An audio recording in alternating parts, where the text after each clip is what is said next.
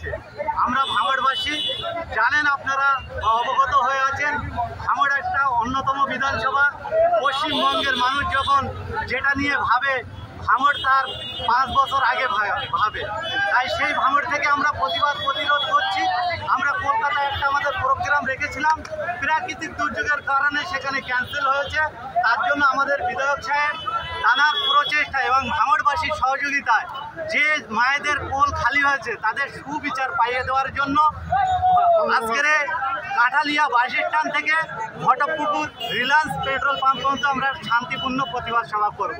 এত প্রতিবাদ সভা করে কি কোনো বিচার আজ পর্যন্ত আনিস খান বা আউল সিদ্দিক ভাই পাওয়া যায়নি? আপনার এই বিচার পাবেন বলে কি মনে হচ্ছে? দেখেন, আমাদের বিধায়ক সাহেব সবসময় একটা কথা বলেন, তিনি যে তৃণমূল কংগ্রেস নেতা নেতৃত্বরা সাপ হয়ে কামড়ায় আর ওঝা হয়ে বাঁচানোর চেষ্টা করে, তার জ্বলন্ত প্রমাণ এটা। যদি বিচার ব্যবস্থার মূলে, আইনের মূলে আমাদের মাননীয় বসে আছে, তিনি একজন পুলিশ মন্ত্রী, তিনি রাস্তায় নামছেন বিচার পাওয়ার জন্য। কার কাছে বিচার চাইতে যাচ্ছেন? স্বাস্থ্যমন্ত্রী যদি নিজেই বিচার চায়, তাহলে বাংলার সাধারণ খেটে খাওয়া মানুষ কোথায় বিচার চাবেন? এটা একটা বড় প্রশ্ন।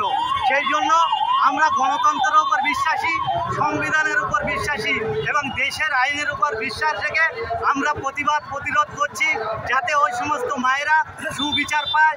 তার জন্য আমাদের এই প্রতিবাদ সভা বলে আপনাদের জানাচ্ছি। দেখছি দুদিন আগে এখানে কিন্তু শওকত মোল্লা তিনি এই একই প্রতিবাদ মিছিল করেছেন, তার পাল্টা কি আপনারা করছেন? দেখেন, আমরা কোনো শওকত মোল্লাকে কমেন্ট করার জন্য বা কাউন্টিং করার জন্য পথে নামিনে, আমরা মানুষের জন্য রাজনীতি স্তরে এসেছি। আমাদের নেতা ভাঙড়ের বিধায়ক সর্বসময় একটা কথা বলেন যে তিনি ক্ষমতা দখলের জন্য রাজনীতিতে আসেনি, সমাজ পরিবর্তন করার জন্য রাজনীতিতে এসেছি। আমরা দেখেছি শওকত মোল্লা সাহেবরা যেভাবে সমাজটাকে কুলসিত করে রেখেছে, মানুষের গণতন্ত্র হরণ করে রেখেছে, মানুষের ভোটার কার্ড নিয়ে ভোট দিতে পর্যন্ত ভোট কেন্দ্রে যেতে দেয় না, এই যে সমাজকে পিছিয়ে রেখেছে, মানুষের গণতন্ত্রকে হরণ করে রেখেছে, মানুষের যে অধিকার সেটা থেকে বঞ্চিত করে রেখেছে, সেটাকে আমরা ইউটিলাইজ করে মানুষের ন্যায্য মূল্য পাওয়াটা পাইয়ে দেওয়ার জন্য আমাদের ভাঙড়ের বিধায়কের নেতৃত্বে আমরা লড়াই করছি। অবশ্যই বিচার ব্যবস্থার উপরে আমাদের আস্থা আছে। আমরা দেখেছি এই তৃণমূল কংগ্রেস দল বা পশ্চিমবঙ্গে যে সমস্ত বিরোধী এবং শাসক দল থাকে, ইউপি যখন হাতরাসে মনীষা বাল্মীকের উপরে নিঃশর্ত হত্যা হয়েছিল, তখন তৃণমূল সহ বিজেপি সহ রাজ্যে যতগুলো রাজনীতি দল আছে তারা রাজনীতি খোরাক ভেবে তারা প্রতিরোধ করেছিল। আজ নিজের রাজ্য হয়েছে, এই মাননীয় চুপ থাকবে কেন? ওনাকে জবাব দিতে হবে। তার কাছে আপনি জবাব চাইছেন, কিন্তু তিনিও সাধারণ মানুষের মতন রাস্তায় নেমে তো প্রতিবাদ করছেন। দেখেন, আমরা জানি মাননীয় সুবিচার দিতে পারে না, কেননা তার দলের একজন তৃণমূলের একজন নেতার ছেলের বার্থডে পার্টিতে আমরা হাঁসখালিতে দেখেছিলাম যে একটা বোনকে বার্থডে পার্টিতে ইনভাইট করে কয়েকজনা তানার উপরে ধর্ষণ করে তানাকে মেরে দিয়ে তানাকে পুড়িয়ে দেওয়া হয়েছিল।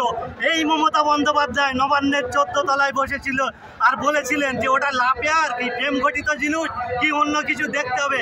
একজন মহিলা মুখ্যমন্ত্রী হিসেবে একটা মহিলার উপরে এরকম আক্রান্ত হচ্ছে, একটা মহিলা এইভাবে কিভাবে এই কথা বলতে পারে? তাই অবিলম্বে আমরা দাবি করছি যে ওই রকম একজন মহিলা মুখ্যমন্ত্রীকে আর বাংলার মানুষ চায় না,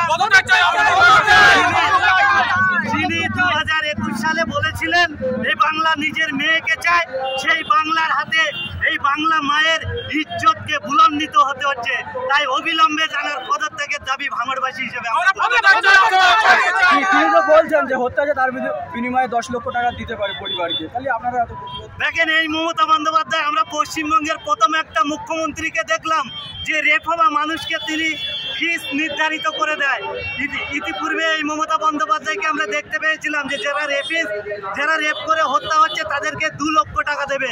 বর্তমান পরিস্থিতিকে 10 লক্ষ দিচ্ছে। মমতা বন্দ্যোপাধ্যায় হয়তো ভেবেছে যে 20 টাকার পেঁয়াজের দামটা 60 টাকায় পৌঁছে গেছে, আর 25 টাকার চালটা 50 টাকায় পৌঁছে গেছে, তাই 2 লক্ষ টাকায় তিনি 10 লক্ষ টাকা নির্ধারিত করেছে। এইরকম অপদার্থ মুখ্যমন্ত্রী আমরা দেখিনি। আমার নাম MD Alamgir Hossain, Indian secular party. জানতে পারছে।